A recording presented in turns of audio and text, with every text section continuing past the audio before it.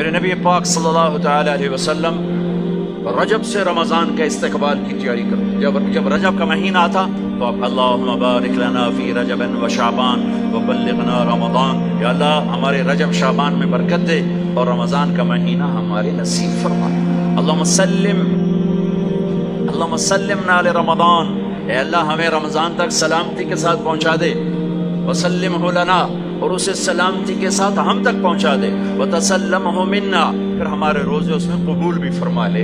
اتنی جلد پہلے سے رمضان کا استقبال فرماتے. شعبان کا چاند خود دیکھنے کی کوشش فرماتے تھے، شعبان کے چاند کو خود دیکھنے کا اہتمام فرماتے تھے، اور چاند نظر آ جاتا تو روزہ رکھتے تھے. شعبان کا، یکم شعبان کا چاند نظر نہیں آتا تھا تو روزہ نہیں رکھتے تھے. چاند نظر آ جاتا تھا شعبان کا تو رمضان کے استقبال کے لیے روزہ رکھتے تھے. اور رمضان قرآن کا مہینہ ہے. شہر رمضان الذی انزل فیہ القرآن، رمضان کا مہینہ جس میں قرآن اترا. حالانکہ ہونا چاہیے رمضان کا مہینہ جس میں روزہ فرض ہوا. وہ آگے کہا فمن شہد منکم الشہر فلیصم، پھر جو مہینے کو دیکھ لے پالے تو روزہ رکھے. لیکن رمضان کا تعارف کیسے ہے؟ رمضان کا مہینہ جس میں قرآن کو اتارا گیا. رمضان کا تعارف قرآن سے ہے. یہ اشارہ ہے کہ یہ مہینہ قرآن کا ہے. اس میں قرآن اترا، اس میں تورات اتری، اس میں زبور اتری، اس میں انجیل اتری، اس میں صحف ابراہیم اترے، صحف موسیٰ اترے. لہٰذا امت کو خاموش پیغام دیا ہے کہ رمضان قرآن کے ساتھ گزارو. موبائل بند کر دو، لیپ ٹاپ بند کر دو، فیس بک بند کر دو، سوشل میڈیا بند کر دو، یہ ٹاک شوز بند کر دو، 1 مہینے کے لیے ٹی وی بند کر دو، اخبار بند کر دو. بس قرآن کے ساتھ بیٹھ جاؤ، مرد یا عورت قرآن کے ساتھ تلاوت بھی کرو اور پشت مقرر کر کے ترجمہ بھی پڑھو. بھائیو بہنوں، میرا درد ہے، میرا دکھ ہے، ہم قرآن سے بہت دور ہو گئے. ہم قرآن سے بہت دور ہو گئے. ہم نے قرآن رکھ لیا ہے صرف ختم پڑھنے کے لیے، فاتحہ پڑھنے کے لیے، یا کسی کی دکان کھل دی ہے تو یاسین پڑھنے کے لیے. ہم نے قرآن فال نکالنے کے لیے، ہم نے قرآن اموات پر پڑھنے کے لیے. یہ ساری باتیں کرو، لیکن قرآن کا موضوع تو ہدایت ہے. قرآن کا موضوع تو ہدایت ہے، اور ہدایت ملتی ہے قرآن پڑھنے سے، اور صرف پڑھنے سے نہیں، سمجھنے سے کہ اللہ کیا کہہ رہا ہے. میں یوں کہتا ہوں، اگر آپ کو سارے قرآن میں کوئی تکلیف ہو رہی ہے تو پورے قرآن میں ٹوٹل 89 80 جمع 9 99 89 صرف 99 دفعہ میرے اللہ نے کہا ہے یا ایھا الذین آمنو، اے ایمان والو. تو اللہ کیا کہہ رہا ہے؟ مجھ سے بات کرنے لگا ہے. یا ایھا الناس، پوری دنیا سے بات. یا ایھا الذین کفروا، کافروں سے بات. یا اہل الکتاب، عیسائیوں سے بات، یہودیوں سے بات. یا ایھا الذین ھادوا، یہودیوں سے بات ہو رہی ہے. لیکن یا بنی آدم، ساری دنیا سے بات ہو رہی ہے. لیکن اب کہتے ہیں نا یا ایھا الذین آمنوا. تو اس کی مثال ایسے جیسے آپ سب بیٹھے ہوئے ہیں. کتنے بیٹھے؟ میں کہتا ہوں بھائی نواز صاحب ذرا میری بات سنیں. میں ان کو یہاں بلا دیتا ہوں، یہ بات شروع کر دیتا ہوں. اب سب کے دل میں آئے گا کوئی خاص بات ہے، تو خاص بات ہو رہی ہے نا، خاص بات ہو رہی ہے. میرا رب قرآن کے 30 پاروں میں، میں قربان جاؤں کتنے تھوڑے ہمیں اللہ نے حکم سنا ہے، صرف 89 دفعہ اے ایمان والو، اے ایمان والو، اے ایمان والو، اے ایمان والو. اس کے بعد اللہ کیا کہتا ہے؟ اللہ کے واسطے اتنا تو پڑھ لو کہ اللہ تو کیا کی جانا ہے بس. اور اس میں ہر دفعہ نیا حکم نہیں ہے، ایک ہی حکم کئی دفعہ آیا ہے. یا ایھا الذین آمنوا اتقوا اللہ حق تقاته، یا ایھا الذین آمنوا اتقوا اللہ ولتنظر نفس ما قدمت لغد واتقوا اللہ. یا ایھا الذین آمنوا اتقوا اللہ وآمنوا برسولہ. اتقوا اللہ، اتقوا اللہ، اتقوا اللہ، تکرار کے ساتھ. تو میرے بھائی بہنوں، اتنا تو قرآن دیکھ لو کہ یا ایھا الذین آمنوا کے بعد اللہ کیا کہتا ہے، کیا کہہ رہا ہے. جس کا ترجمہ پسند ہے اس کا پڑھ کے دیکھ لو کہ میرا اللہ مجھ سے کیا کہتا ہے. اللہ کے واسطے قرآن سے دوری ختم کرو. قرآن سے اخبار پڑھنے کے لیے بھی ٹائم ہے، ٹاک شو دیکھنے کے لیے بھی ٹائم ہے، فضولیات کے لیے بھی ٹائم ہے. آدھا گھنٹہ نکال لو، آدھا گھنٹہ، 15 منٹ، 10 منٹ، چلو ایک آیت. تو میرے بھائی بہنوں، اس مہینے کو قرآن کا مہینہ بناؤ. فمن شہد منکم الشہر فلیصم، مہینہ آ گیا روزہ رکھو. فمن کان مریضا علی سفر فعدۃ من ایام اخر، مریض ہو سفر میں ہو بعد میں رکھ لو. ایک لفظ اور ہے وَلِتُكْمِلُوا الْعِدَّةَ، اس مہینے کو مکمل کرو، پورا کرو. لیکن لفظ ہے کمال. کمال کا کیا مطلب ہوتا ہے؟ صفات میں پورا کرو. तमाम का क्या मतलब होता है? अज्जा में पूरा करना। रोजे को कमाल तक पहुंचाने के लिए 4 चीज़ों को छोड़ना होगा। 4 चीज़ अगर हैं, नहीं है तो मुबारक, हैं तो छोड़ना।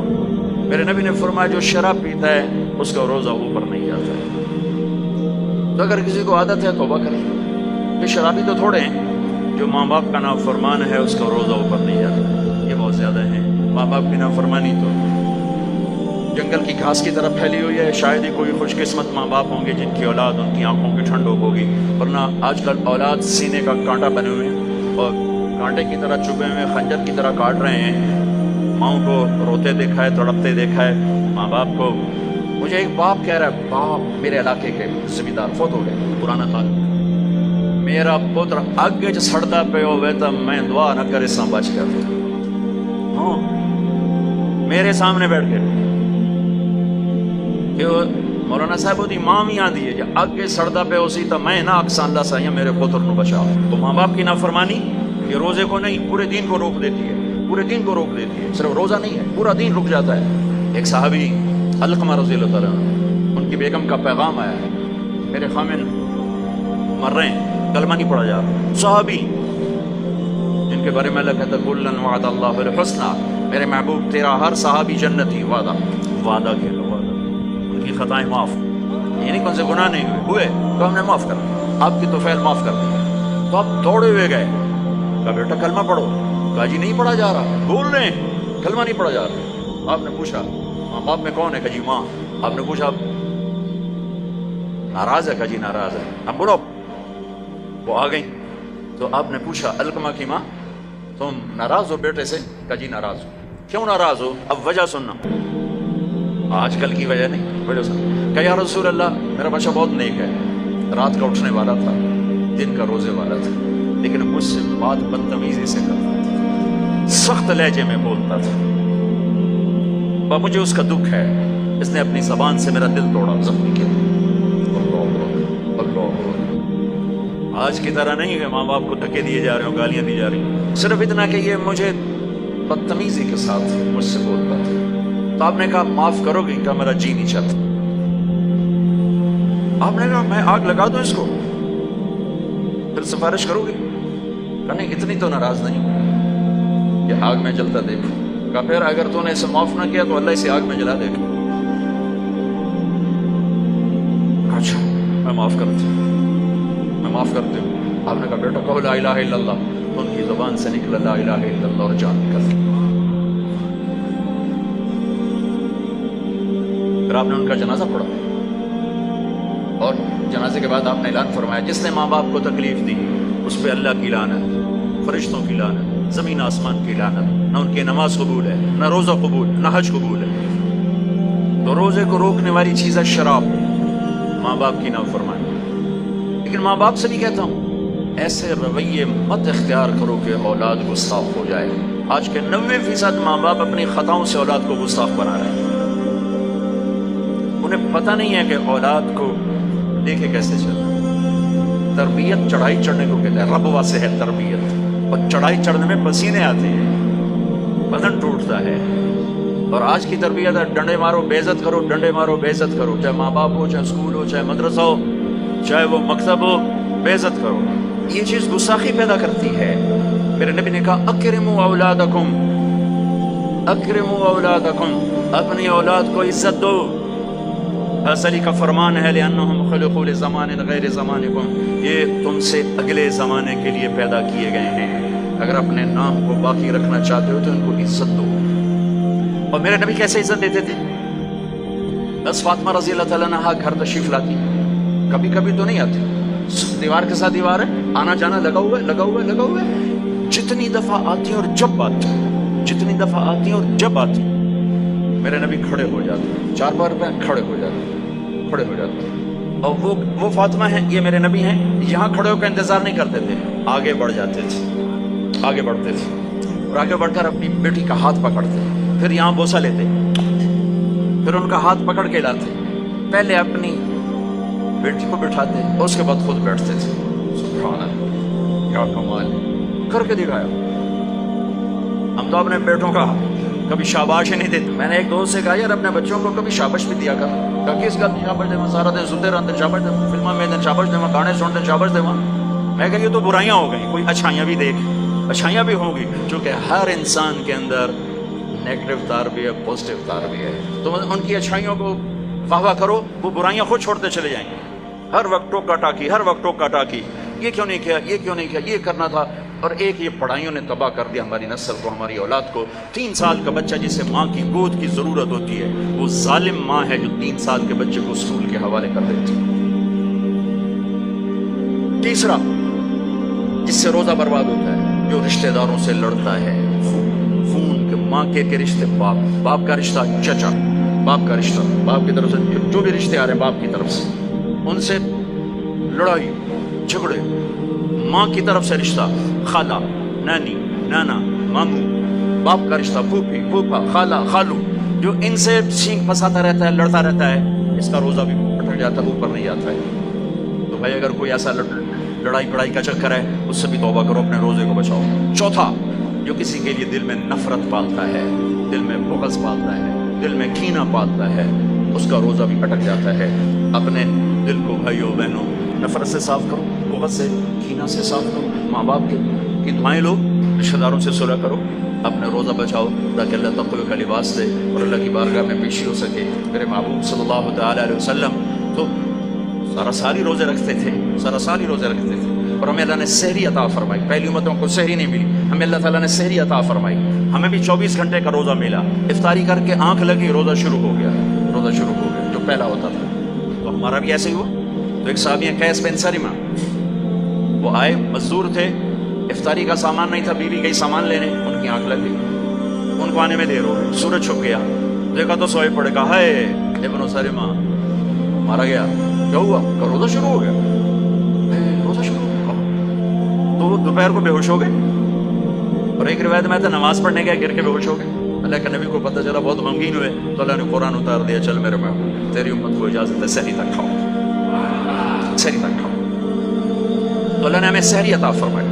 ہمارے نبی پاک صلی اللہ تعالیٰ وسلم سحری کے کھانے کی تاکید فرماتے تھے کہ یہ برکت والا کھانا ہے. اللہ اس کے فرشتے سحری کھانے والوں پر برکتیں, رحمتیں نازل فرماتے ہیں. خود ہمارے نبی پاک صلی اللہ تعالیٰ وسلم سحری کا اہتمام فرماتے تھے. آپ تو عام طور پر 2-4 کھجوریں, ایک گلاس پانی, بس آپ کی سحری ہو جاتی. اور آپ افطار بھی ایسے ہی فرماتے تھے کہ صحابی فرماتے ہیں آپ ایسے بیٹھے ہوتے, آپ کے ہاتھ میں کھجور ہوتی تھی, ایسے کھجور لے کے بیٹھے ہوتے تھے. اور ایک صحابی ٹیلے پہ چڑھا ہوتا تھا یا کسی مکان کی چھت پہ چڑھا ہوتا تھا, اور اس کو امر تھا بھائی سورج کو دیکھتے رہنا. آپ کھجور آپ کیسے ہاتھ میں ہوتی تھی. جو ہی وہ کہتا یا رسول اللہ سورج ڈوب گیا, تو آپ فوراً کھجور منہ میں لیتے تھے. پھر اس کے بعد تھوڑا تھوڑا کر کے پانی پیتے تھے. آپ نے پانی پہ افطار کیا ہے, آپ نے دودھ پہ افطار کیا ہے, آپ نے کھجور پہ افطار کیا ہے, آپ نے ستو بھی پیا ہے. اور سحری میں آپ نے روٹی بھی کھائی ہے, کھجور بھی کھائی ہے, دودھ بھی پیا ہے, زیتون کے ساتھ بھی لیا ہے, زیتون اور روٹی کے ساتھ آپ نے افطاری بھی فرمائی. افطاری کی دعوت میں بھی شرکت فرمائی ہے. سعد بن معاذ نے افطاری کی دعوت کی, صحابہ کی, آپ تشریف لے گئے. افطاری کرانا میرے نبی کی سنت طریقہ چلا رہا ہے. سعد بن عبادہ نے افطاری کی, تو آپ اس میں تشریف لے گئے, تو وہاں زیتون, جو کی تازہ روٹی اور زیتون کے ساتھ آپ نے کھانا نوش فرمایا. ایک عجب واقعہ بھی ہوا وہاں. تو یہ ٹائم تو تھا نہیں کہ بھائی ٹائم ہو گیا ہے, تو وہ سورج کو دیکھتے تھے, اور جب بادل ہوتے تھے تو اندازہ کرتے تھے.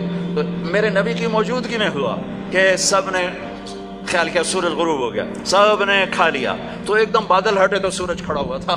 تو پھر سب نے اس روزے کی شوال میں جا کر قضا کی. پورے مدینے سے یہ کام ہوا کہ وہ سورج کی موجودگی میں روزہ کھول لیا.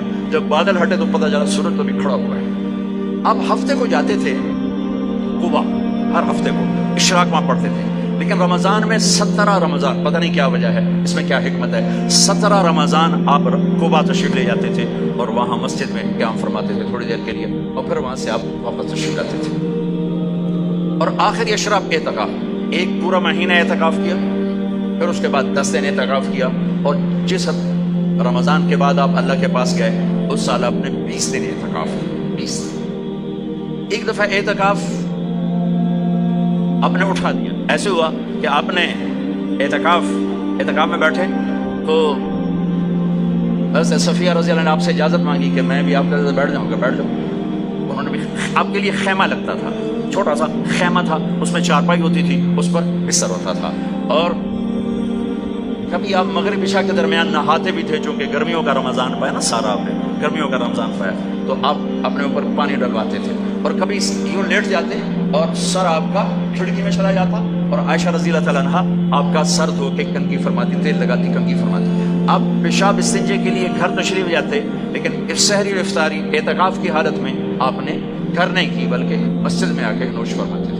تو حضرت صفیہ کی دیکھا دیکھی دو اور ازواج مطہرات نے بھی خیمے لگا لیے، تو پھر آپ نے اپنا اعتکاف موقوف کر دیا کہ وہ ایک گھر کا ماحول بن گیا، اور اعتکاف کا مقصد ہوتا ہے خلوت اور تنہائی، خلوت اور تنہائی، تاکہ اللہ سے آدمی کھل کے بات کر سکے۔ تو پھر آپ نے وہ اعتکاف شوال میں 10 دن اس کے آپ نے پورے فرمائے۔ تو آخری عشرہ میں آپ اعتکاف کا آپ کا معمول تھا۔ اور ایک چیز آپ نے ہمیں دی، تراویح کی نماز، 3 دن آپ نے نماز پڑھائی، اور چوتھے دن مسجد بھر گئی، باہر بھی جگہ نہ ملی، تو آپ آئے ہی نہیں، سحری تک لوگ بیٹھے رہے۔ تو آپ سحری کے قریب آئے تو آپ نے فرمایا میں دیکھ رہا تھا تم سارے آئے ہوئے تھے، لیکن میں اس لیے نہیں آیا کہ مجھے ڈر لگا کہیں تمہارے اوپر یہ نماز فرض نہ ہو جائے، تکلیف سے بچانے کے لیے آنے۔ تو پھر اللہ کے نبی کے دور میں صحابہ 5-5 6-6 کی ٹولیاں بنا کر قرآن سنتے تھے، اور کوئی یہاں کوئی یہاں کوئی یہاں، اور رکعت متعین نہیں تھی، کوئی 10 پڑھ رہا ہے، کوئی 8 پڑھ رہا ہے، کوئی 12 پڑھ رہا ہے، کوئی 20 پڑھ رہا ہے۔ صدیقی دور میں بھی ایسے ہی تھا کہ سارے مختلف ایسے پڑھتے تھے۔ تو عمر رضی اللہ تعالیٰ عنہ نے اپنے دور میں پھر کہا ان سب کو میں جمع کروں گا، سب کو جمع کر کے، اور ابی بن کعب رضی اللہ تعالیٰ عنہ کو امام بنایا، اور آپ نے 20 تراویح باقاعدہ قرآن کے پورے ختم کے ساتھ اس کو آپ نے شروع فرمایا۔ اور ادھر عبداللہ بن صائب رضی اللہ تعالیٰ عنہ کو خواتین کا امام مقرر فرمایا کہ وہ ان کو تراویح پڑھائیں اور اس میں قرآن سنائیں۔ یہ جو حرم شریف میں دعا ہوتی ہے ختم قرآن کی، آخری رکعت میں قل اعوذ برب الناس، یہ دعا حضرت عثمان نے شروع کروائی کہ جب قرآن ختم ہو رہا تھا اور آخری 2 رکعت رہ گئیں، تو آپ نے حافظ سے کہا جب قرآن ختم کرو تو دعا کرنا۔ انہوں نے کہا جی کیا دعا کروں؟ کہ جو تیرے دل میں آیا کرنا۔ تو یہ حضرت عثمان رضی اللہ تعالیٰ عنہ کی سنت ہے کہ پھر انہوں نے یہ دعا منگوانا شروع فرمائی، اور اس وجہ سے اب تک یہ امت کا معمول چلا آ رہا ہے۔ اچھا، یہ جو ہم 2-4 تراویح کے بعد بیٹھتے ہیں اور ایک چھوٹی سی دعا پڑھتے ہیں اور پھر کھڑے ہو جاتے ہیں، یہ ترویح ہوتا ہے تھوڑی دیر آرام کرنا، ترویح تھوڑی دیر آرام کرنے کو کہتے ہیں ترویح، ٹھیک ہے؟ اور اس کی جمع تراویح۔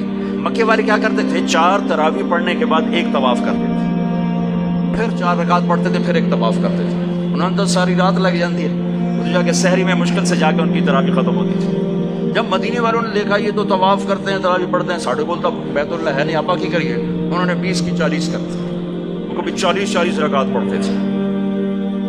پڑھانے میں کوئی منع کوئی نہیں، چونکہ صلاۃ اللیل مثنی مثنی، تو وہ ان کے مقابلے میں 40 رکعت پڑھتے تھے۔ حافظ عطیہ صارم رحمۃ اللہ علیہ تھے، مسجد نبوی کے بہت بڑے عالم اور بڑے، ان کا حلقہ تھا، میں ان کے درس سے بڑا فائدہ اٹھایا، ان کے درس سے میں نے بہت فائدہ اٹھایا۔ میں جب حج پہ جاتا لمبا عرصہ ٹھہرنا ہوتا تھا تو میں ان کے مغرب سے عشاء روزانہ بیٹھتا تھا، اور وہ بندہ علم کا ایک بحر ذخار تھا، ان کے درجے بولا میں ملا بھی ہوں، تو انہوں نے ایک رسالہ لکھا ہے تراویح پر، کاش اس کا اردو ترجمہ ہوتا تو میں آپ کو کہتا اسے پڑھو۔ تو اللہ نے ہمیں ایک تراویح کی نماز عطا فرمائی، جس کے ہر سجدے پر حدیث میں آتا ہے 1500 نیکی لکھی جاتی۔ ایک سجدہ کتنے؟ اور ہر سجدے پر ایک گھر بنتا ہے، کس چیز کا؟ سرخ یاقوت۔ کتنا بڑا ہوتا ہے؟ 60,000 سونے چاندی کے دروازے ہوتے ہیں۔ ہر سجدے پر کیا ملتا ہے؟ ایک درخت جس کے نیچے 100 سال عربی گھوڑا دوڑ سکتا ہے۔ پھر تراویح اور روزے کے بدلے کیا ملتا ہے؟ اللہ آخری رات کہتا ہے میرے بندے بندی ہو، دن کا روزہ رات کی تراویح میں نے دیکھا، میں نے قبول کیا، جاؤ معاف کر دیا، جاؤ معاف کر دیا۔ ایک سحری میں اللہ کے نبی کے سامنے بکرے کی سری پیش کی گئی، آپ کے گھر میں تو نہیں پکتی، کہیں سے پک کر آئی، تو آپ کھا رہے تھے، تو حضرت علی بھی آپ کے ساتھ تھے، تو ارباز بن ساریہ اوپر سے آ گیا، آپ نے کہا آؤ برکت کا کھانا ہمارے ساتھ کھاؤ، وہ بھی بیٹھ گئے، جنہوں کھا رہے۔ بلال آئے، یا رسول اللہ نماز ٹائم ختم، اور یہ کہہ کے باہر چلے گئے۔ اذان دینے سے پہلے پھر دیکھنے آئے کہ چھوڑ دیا کھانا تو اذان دو، آئے تو آپ ابھی کھا رہے تھے، کہا یا رسول اللہ واللہ لقد اصبحت، اللہ کی قسم ٹائم ختم ہو گیا، یعنی صبح ہو گئی۔ تو آپ نے تیرا بلا ہو جائے، ارے بلال صبح نہیں ہوئی تھی، تیری قسم کی وجہ سے اللہ نے اسے پہلے نکال دیا کہ تیری قسم جھوٹی نہ پڑ جائے، تیری قسم پر اللہ نے اسے پہلے نکال دیا۔ اور اس پر حضرت علی نے بعد میں فرمایا اگر بلال قسم نہ اٹھاتے تو جب تک میرے نبی کھاتے رہتے صبح نہیں ہونی تھی۔ عبید رضی اللہ تعالیٰ عنہ لیگ بنا رہے تھے، لیگ، تو میرے نبی کو دستی کا گوشت بڑا پسند تھا، تو آپ نے کہا عبید ناولنی الذراع، مجھے دستی تو پکڑانا، تو انہیں ایسے نکال کے دے دی، تو آپ نے اس کو یوں پکڑا ہڈی کے دونوں کناروں سے ایسے اور دانتوں سے کاٹ کاٹ کے کھایا اور پھینک دیا۔ عبید ناولنی الذراع، دستی پکڑانا، انہوں نے پھر نکال کے دے دی، آپ نے پھر یوں پکڑا اور دو بکرے کی دو ہی ہوتی، آپ نے کہا ناولنی الذراع، عبید مجھے دستی پکڑانا، وہ کچے نکلے، یا رسول اللہ بکری کی تو دو ہی ہوتی۔ آپ نے کہا ارے عبید اگر تو ہاتھ ڈال دیتا تو جب تک میں کہتا رہتا مجھے اللہ دستیاں نکال کے کھلاتا رہا۔ تو بھائیو، اللہ نے ہمیں بہت خوبصورت مہینہ دیا ہے، اب اس کی رحمتوں کا مہینہ ہے، جہنم کے دروازے بند ہیں، جنت کے دروازے کھلے ہوئے ہیں، اور اللہ کی معافی کے اعلان ہو رہے ہیں۔ آپس کی لڑائیاں معاف کرو، جھگڑے معاف کرو، جس سے بھی ہو، بیوی سے لڑائی ہے، بیوی کی خامن سے لڑائی ہے، ماں باپ کی بچوں سے، بچوں کی ماں باپ سے، بھائی بھائی سے، پارٹنر سے، دوست سے، اللہ کے واسطے دفن کر دو، دفن کر اپنے ملک کو پاک کر دو لڑائیوں سے، فرقہ واریت سے۔ اس رمضان میں فرقہ واریت کو دفن کر دو۔ یہ آگ جو بھڑکی ہے، مجھے پتہ ہے میں کہاں بجھا سکتا ہوں، لیکن میں وہ ابراہیم علیہ السلام کی آگ میں کبوتر نے 2 چونچ پانی ڈالا تھا، بس میں وہ کبوتر بننے کی کوشش کر رہا ہوں کہ بجھے نہ بجھے میں اللہ کو کہہ تو سکوں گا یا اللہ میں نے تو پانی ڈالنے کی کوشش کی تھی، لیکن بھڑکانے والے زیادہ ہیں، بجھانے والے تھوڑے ہیں۔